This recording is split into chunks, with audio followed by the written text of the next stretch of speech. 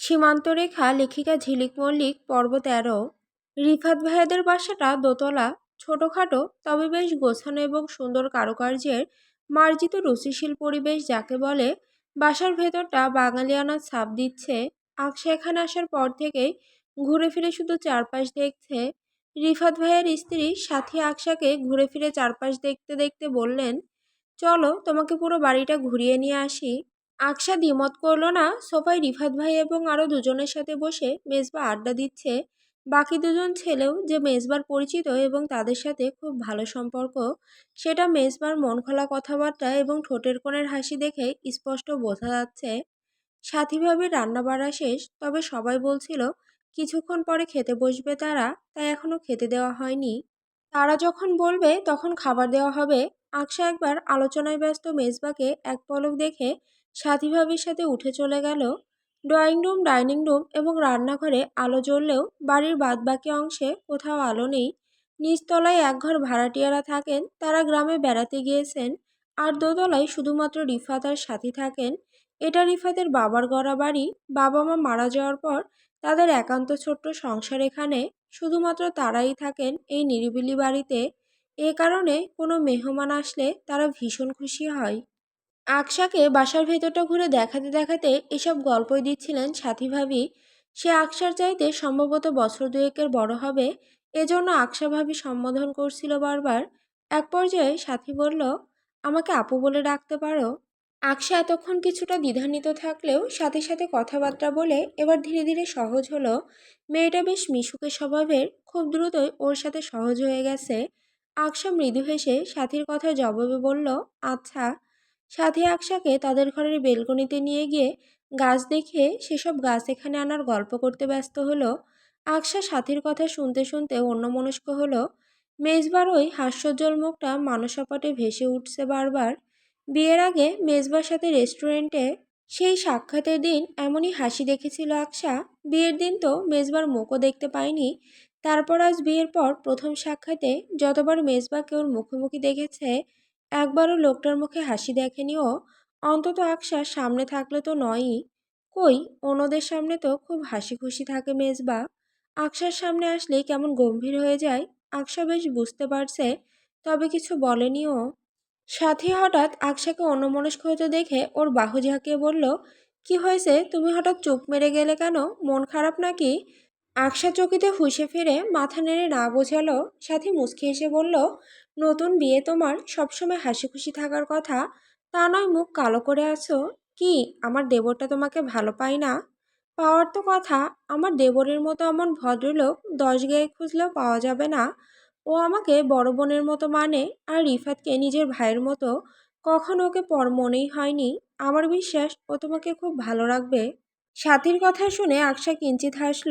হাসিটা যে খুব আনন্দের তা ঠিক নয়, বরং নিজের উপরে উপহাস করে হাসল বটে।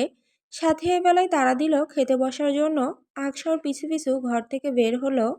ডাইনিং টেবিলে বসে আছে সবাই। সাথী খাবার সার্ভ করছে, ওকে হেল্প করছে রিফাত। আকশা সাথীকে হেল্প করতে চেয়েছিল, কিন্তু সাথী ওকে ধমক দিয়ে খেতে বসিয়েছে। আকশা মেজবার পাশের চেয়ারে বসে আছে।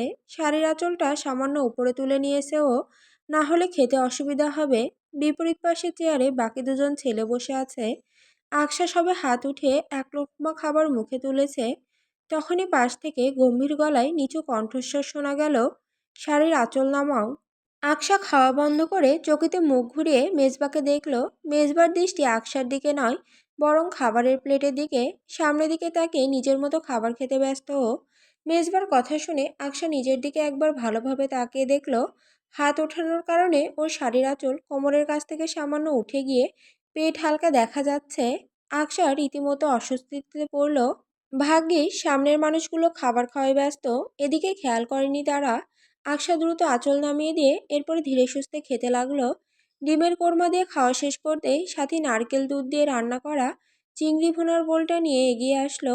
মেজবার পাতে 1 চামচ চিংড়ি ওঠাতে যাবে, তৎক্ষণাৎ আকশা জিজ্ঞাসা করে উঠল, এটা কি চিংড়ি আপু?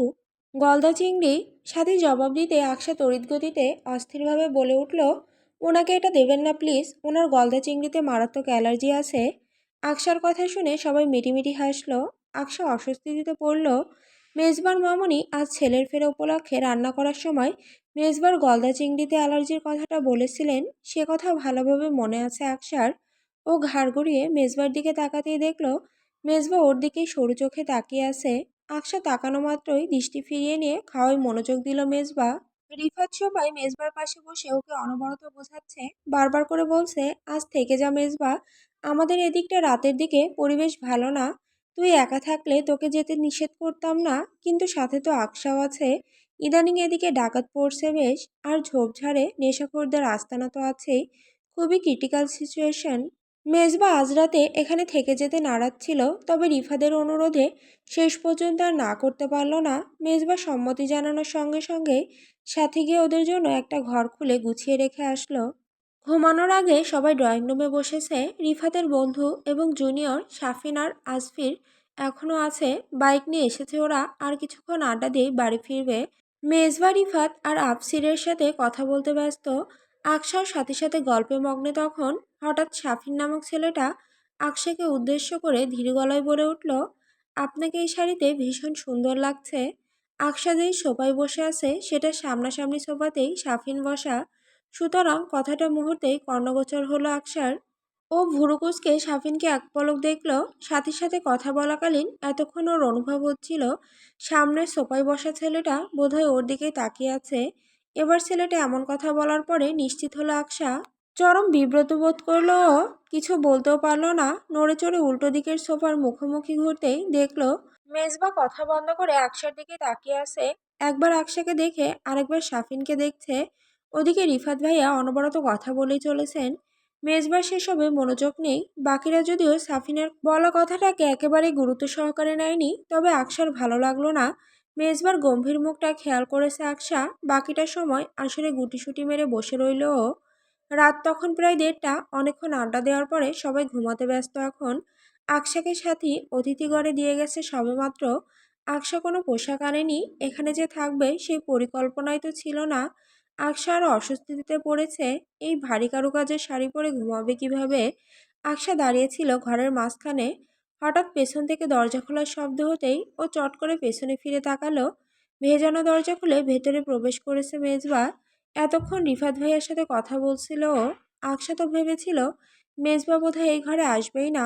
বিয়ের পরে এই প্রথম তাদের একসাথে রাত কাটানো। আকশা একদম টান টান সোজা হয়ে দাঁড়িয়ে মেজবাকে দেখতে লাগলো। লোকটা ঘরে ঢুকে সোজা ওয়াশরুমে চলে গেছে হাত মুখ ধুতে। স্বাস্থ্য সচেতন লোক জীবনে অনেক দেখেছে আকশা, কিন্তু এমন অতিরিক্ত হাইজেন মেনটেন করা মানুষ মেজবার আগে কাউকে দেখেনি। লোকটা হাত দিয়ে সামান্য একটা মশা মারলেও বোধ হয় সাথে সাথে ওয়াশরুমে যায় হাত ধুতে। আসার পর থেকে ব্যাপারটা বেশ খেয়াল করেছে ও। মেজবা বের হয়ে ভেজা মুখ তোয়ালেতে মুছল। আকশা তখনও ঘরের মাঝ বরাবর ঠাঁই দাঁড়িয়ে। ও ভাবল মেজবা বোধহয় এখনই বিছানায় এসে ঘুমাবে, কিন্তু ঘটনা ঘটল তার উল্টো। মেজবা কোনো কথা না বলে সোজা বেলকনির দিকে যেতে লাগলো। মেজবা, আকশা এবার পেছন থেকে ডেকে উঠল। মেজবা পেছনে ঘুরে তাকে নির্বিকারভাবে জবাব দিল, জি। ঘুমাবেন না? কেন? না মানে রাত তো অনেক হলো, আমাদের আবার ভোরে ফিরতে হবে তো। মামনি কিছুক্ষণ আগে কলে বললেন না, কাল নাকি সবাই নাটোরে যাবেন গ্রামের বাসায় খেজুরের রস আনতে। এখন না ঘুমালে ভোরে উঠে যাবেন কিভাবে? আমার ঘুম নিয়ে তোমার ভাবতে হবে না। মেজবা রূঢ়ভাবে কথাটা বলে পুনরায় বেলকনির দিকে পা বাড়াতেই আকশা আবারও বলে উঠল, বেলকনিতে যাচ্ছেন কেন? সিগারেট খাবেন? আমি স্মোকিং করি না। আমার জন্য? মানে? মেজবা ভ্রু কুঁচকে প্রশ্নটা করতেই আকশা মৃদু হেসে জবাব দিল, মানে পুরুষ সাধারণত দুপ্রকার, এক পক্ষ ধূমপান করে ফ্যান্টাসির জন্য, আর এক পক্ষ অধূমপায়ী। তারা তাকে ঠোঁটকে সিগারেটের কালো ধোঁয়া থেকে সুরক্ষিত রাখে ভবিষ্যৎ বউয়ের হক যথাযথভাবে আদায়ের জন্য। যেহেতু তাদের ওই পৌরসিক ঠোঁটের ওপর শুধুমাত্র তাদের স্ত্রীদের অধিকার থাকে। আকশার কথাগুলো শোনা মাত্র মেজবা এমনভাবে কপালে ভাঁজ ফেলে ভ্রু কুঁচকে ওর দিকে তাকালো, যেন দুনিয়ার সবচেয়ে জঘন্য এবং বেরসিক কথা শুনেছে। মেজবা আকশাকে উপেক্ষা করে প্রায় চলেই যাচ্ছিল। তখন আকশা মুখ মোছার জন্য শাড়ির আঁচল ওঠাতেই মেজবা হঠাৎ দাঁড়িয়ে গেল।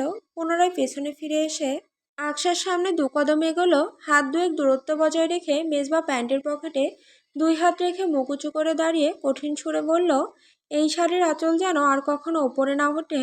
শাড়ি পরলে ভালোভাবে পরবে। পশ্চিমাদের মতো শাড়ি পরা আমার পছন্দ নয়। শাড়ি হলো আমাদের মা চাচিদের মার্জিত পোশাক, পরলে তাদের মতো করেই পরবে, না হলে পরা বাদ দেবে। এই কথা আজই ফার্স্ট অ্যান্ড লাস্ট বারের মতো বলছি। আর কখনো বলবো না আমার ওয়াইফের শরীর অন্য কোনো পুরুষ দেখুক, এটা আমি টলারেট করব না। স্পষ্ট বলে রাখলাম, মাইন্ড ইট। আপনি নিজেই তো এখনো পর্যন্ত দেখেননি। আকশার কথাটা শুনে মেজবা দাঁড়িয়ে গেল, তবে পিছু ফিরে তাকালো না। আকশা আবুল হয়ে রইল। মেজবা পেছনে ফিরে কিছু অন্তত বলুক, কিন্তু মেজবা ওর দিকে ফিরেও তাকালো না। গটগট পায়ে হেঁটে বেলকনিতে চলে গেল। এমুখা হলো না আর। আকশা বিড়বিড় করে বলল, নিজেও দেখবে না, আবার এমন কঠোর কথাও শোনাবে।